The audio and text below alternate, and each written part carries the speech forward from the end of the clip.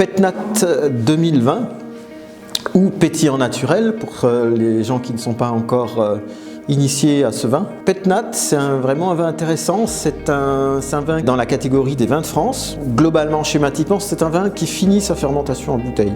Une fois la fermentation terminée, on a évidemment un dépôt de levure, c'est ce qu'on appelle les lits. Là, on a une capsule en fer qui sert tout simplement à boucher le vin. Et ce qui est intéressant par rapport au liège, c'est qu'elle laisse passer très peu d'oxygène. Et donc, c'est un vin qui se garde longtemps, rien que parce qu'il est bouché de cette manière-là, et aussi parce qu'il vieillit sur ses levures. Les levures sont toujours présentes et constituent une enveloppe de protection contre l'oxydation, quoi qu'on en dise. Je dirais, on peut le déguster limpide, comme sur votre gauche. Vous avez un pétnat qui est tout à fait limpide, comme si on l'avait filtré. Le dépôt de levure est au fond de la bouteille. Une autre manière de le consommer, et nous on l'aime beaucoup de cette manière-là, c'est de mettre les levures en suspension et de secouer très énergétiquement, parce que les levures ont des propriétés intéressantes pour le goût du vin. Ça n'est pas pour rien que les grandes maisons champenoises ou même alsaciennes, ou de la Loire ou de la Bourgogne, qui font des vins effervescents, essayent de laisser le plus longtemps possible leur vin sur lit, parce que le lit apporte de la stabilité et puis beaucoup de gras, des éléments gustatifs intéressants, notamment du gras. Pour déguster le pétnat trouble, il faut le troubler. Donc on secoue de cette manière-là, de façon énergique. Vous l'aurez compris, j'ai fait mon choix, je le déguste trouble. On pose la bouteille, on attend 30 secondes, parce que si je l'ouvre tout de suite, le plafond va être maculé de pétnat.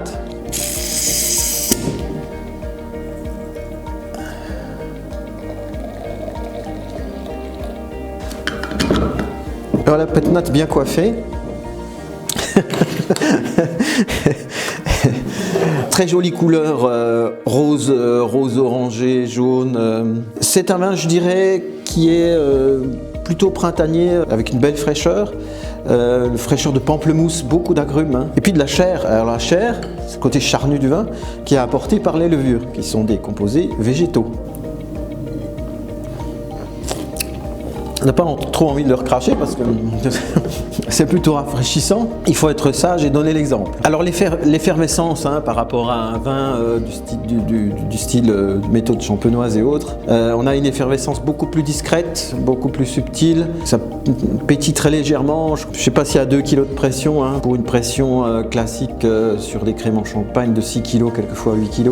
Donc on a des bulles très discrète, très fine, mais assez persistante, puisque nous on a essayé de le déguster bouteille ouverte sur 3-4 jours. Il garde son effervescence pendant près de 4 jours. Et ce qui est intéressant, c'est justement ça, c'est son côté crémeux, cette sensation de crémeux, mais avec un crémeux frais. C'est un vin très intéressant à déguster de cette manière-là, ou si on préfère quelque chose de plus fin, moins charnu, plus vineux, la bouteille qui est avec le dépôt au fond de la bouteille.